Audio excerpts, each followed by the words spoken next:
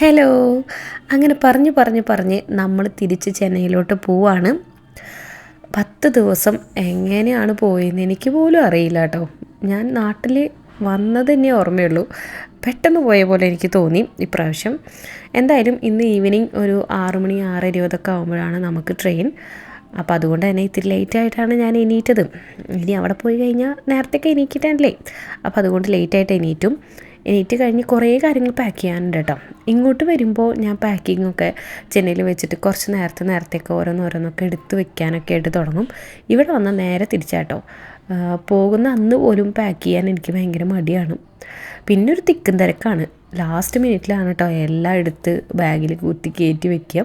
അവിടെ ഉള്ളപ്പോൾ ലേറ്റായിട്ട് എണീക്കുന്ന പിള്ളേരാണ്. ഇവിടെ വന്നു കഴിഞ്ഞാൽ ഒരു 6 മണി 7 മണിയൊക്കെ ആകുമ്പോഴേക്കും 2 പേരും എണീറ്റ് താഴോട്ട് പോകും കേട്ടോ. ഞാൻ എന്ന് രാവിലെ ഇരിക്കുമ്പോഴും പിള്ളേരെ 2 പേരും എൻ്റെ അടുത്ത് കാണാറില്ല. അവർ പോയി പുറകിലൊക്കെ നടന്ന് മുറ്റത്തൊക്കെ നടന്ന് അവരുടേതായ രീതിയിലുള്ള കളികളൊക്കെ കഴിഞ്ഞിട്ട് ഫുഡൊക്കെ കഴിച്ചിട്ട് ഇരിക്കുന്നുണ്ടാവും കേട്ടോ. ഞാൻ ബ്രഷ് ചെയ്ത് വരുമ്പോഴേക്കും. ഇന്ന് ഞാൻ ഇറങ്ങി വന്നപ്പോൾ പട്ടു ഭയങ്കര ബിസിയാണ് കേട്ടോ. പച്ചമാങ്ങയൊക്കെ എടുത്ത് ഉപ്പും മുളകൊക്കെ ഇട്ട് ഇടിച്ച് തിന്നെയാണ്. എനിക്ക് ഭയങ്കര ടെൻഷനാണ്. കാര്യം നല്ല ടേസ്റ്റ് ആണെങ്കിലും തിരിച്ച് ചെന്നൈയിലോട്ട് നമ്മൾ ട്രെയിനിൽ പോകണമല്ലോ, വയറ് പണി തന്നാലോ എന്നുള്ളൊരു പേടിയുണ്ട്. ഞാനൊരു പീസ് കഴിച്ചിട്ട് നിർത്തി. പിന്നെ ഇന്ന് എന്നത്തെയും പോലെ രാവിലെ ചോറാണ് കേട്ടോ കഴിക്കുന്നത്. അപ്പോൾ രാവിലെ ചോറും അതുപോലെ കായും പയറും ഉപ്പേരിയും അതുപോലെ മുട്ട പുളിസയായിട്ടാണ് കഴിക്കണത്. എൻ്റെ ദേശീയ ആഹാരം എന്ന് പറയണ പോലെ എൻ്റെ ഏറ്റവും ഫേവറേറ്റ് ആയിട്ടുള്ള ഭക്ഷണമാണ് കേട്ടോ രാവിലെ എണീറ്റ് വന്നുള്ളത്. ചെറുപ്പം മുതലേ ഞാൻ സ്കൂളിൽ പോകുന്ന സമയം മുതലേ ഇതാണ് സ്കൂളിൽ പോകുമ്പോൾ കഴിക്കാറുള്ളത്. അങ്ങനെ ശീലമായതാണെന്ന് തോന്നുന്നു. അപ്പോൾ അതൊക്കെ കഴിച്ചിട്ട് ഞാൻ മനസ്സോടെ പാക്കിങ്ങിലോട്ട് കിടക്കുകയാണ്. ആദ്യം തന്നെ ഞാൻ യൂസ് ചെയ്ത ബാഗും കാര്യങ്ങളും പുറത്ത് കൊണ്ടുപോയിരുന്ന സാധനങ്ങളും കിറ്റും കവറും സഞ്ചിയും കൂടെയും എല്ലാം എടുത്ത് പുറത്തോട്ട് വലിച്ച് വാരിയിടും. അതിലുള്ള ആവശ്യമുള്ളതും ആവശ്യമില്ലാത്തതൊക്കെ മാറ്റി സെപ്പറേറ്റ് ആക്കി വെക്കും. ഇതൊക്കെ കഴിഞ്ഞാൽ തന്നെയാണ് എനിക്കൊരു ഐഡിയ കിട്ടുള്ളൂ കേട്ടോ എന്തൊക്കെയാണ് കൊണ്ടുപോകേണ്ടതെന്നുള്ളത്. പിന്നെ അടുത്തത് ഡ്രസ്സിലോട്ട് കിടക്കും. പിന്നെ ലാസ്റ്റ് നമ്മൾ യൂസ് ചെയ്യുന്ന ബാക്കി സാധനങ്ങളിലേക്കൊക്കെ കിടക്കും. ഇങ്ങനെയാണ് ഞാൻ പാക്ക് ചെയ്യാറുള്ളത്. കുറച്ച് പാക്ക് ചെയ്ത് കഴിയുമ്പോഴേക്കും നല്ല മണങ്ങളൊക്കെ വന്നു തുടങ്ങി. എന്തായാലും ആ ഫുഡ് കഴിച്ച് കഴിഞ്ഞിട്ട് പിന്നെ ബാക്കി കാര്യങ്ങളൊക്കെ ചെയ്യാമെന്ന് വിചാരിച്ച് ആ കിച്ചണിലോട്ട് വന്നു. ഇവിടെ വന്നപ്പോൾ അച്ഛൻ ഭയങ്കര ബിസിയാണ് കേട്ടോ. പിള്ളേർക്ക് ചിക്കൻ ഭയങ്കര ഇഷ്ടമായതുകൊണ്ട് ചിക്കൻ ഫ്രൈ ഉണ്ടാക്കുകയാണ്. പട്ടുവിന് ഭയങ്കര ഇഷ്ടമാണ്. പട്ടും ചിക്കൻ മാത്രം കഴിക്കുള്ളൂ. അവൾ ഫിഷും കാര്യങ്ങളൊന്നും തൊട്ടുപോലും നോക്കില്ല. അപ്പോൾ നൈറ്റ് കൊണ്ടുപോകാനുള്ള ഫുഡൊക്കെ റെഡിയാക്കി വെക്കുകയാണ് അച്ഛൻ. ഫുഡ് കഴിച്ച് കഴിഞ്ഞിട്ട് വീണ്ടും പാക്കിങ്ങിലേക്ക് കടന്നു. ഇപ്രാവശ്യം ഡ്രസ്സുകളാണ് കേട്ടോ പാക്ക് ചെയ്യണത്. ഈ കുട്ടികളുടെ ഡ്രസ്സുകളായതുകൊണ്ടേ ചെറിയ ഡ്രസ്സുകൾ, അതുപോലെ എന്ത് കൊണ്ടുപോകണം എന്ത് കൊണ്ടുപോകണ്ട കുറേ ഡ്രസ്സുകൾ അലക്കിയിട്ടിട്ടുണ്ടാവും, കുറേ യൂസ് ചെയ്തിട്ടിട്ടുണ്ടാവും. അപ്പോൾ അതിൽ വേണ്ടതും വേണ്ടാത്തതൊക്കെ അങ്ങനെ സോർട്ട് ചെയ്തിട്ട് എടുത്തു വയ്ക്കാമെന്ന് പറയുന്നത് ഭയങ്കര ബുദ്ധിമുട്ടാണ് കേട്ടോ. പിന്നെ ചില ഡ്രസ്സുകൾ കൊണ്ടുപോയില്ലെങ്കിൽ നമുക്ക് തിരിച്ചിങ്ങോട്ട് വന്നു കഴിഞ്ഞാൽ പിന്നെ യൂസ് ചെയ്യാനും പറ്റില്ല.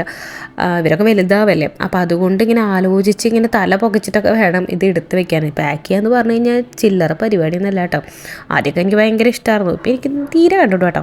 പിന്നെ ഞാൻ എപ്പോൾ വന്നാലും എന്നെ പാക്ക് ചെയ്യാൻ എൻ്റെ കൂടെ ഏറ്റവും കൂടുതൽ ഹെൽപ്പ് ചെയ്യുന്ന ആൾ എൻ്റെ അച്ഛമ്മയാണ് കേട്ടോ. കൊണ്ടുവരുന്നതൊക്കെ ഇങ്ങനെ മടക്കി റെഡിയാക്കി തരും. ആവും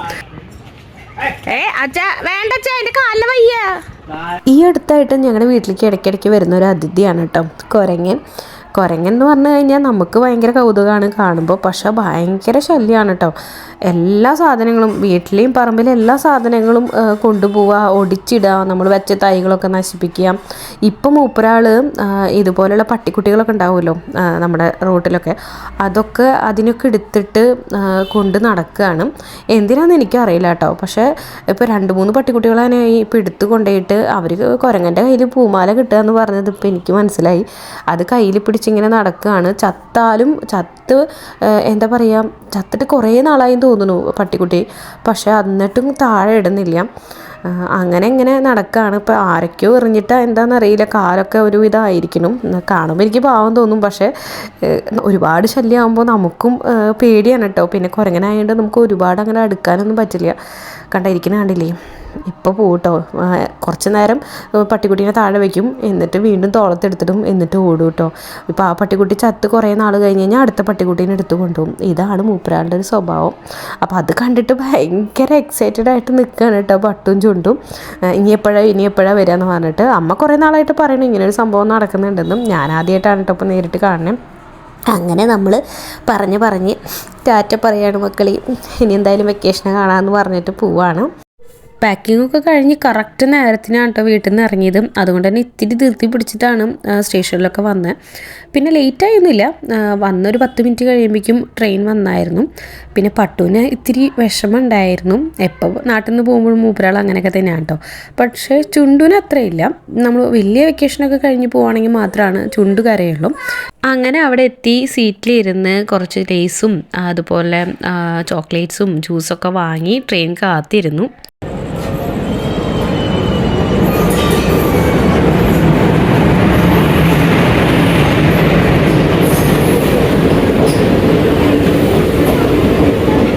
പിന്നെ ട്രെയിൻ കയറിയപ്പോൾ രണ്ടുപേരും മുഖമൊക്കെ പോയിട്ടോ. പിന്നെ ഞങ്ങൾ അതും ഇതൊക്കെ പറഞ്ഞ് ഞങ്ങൾ ചില്ലായി.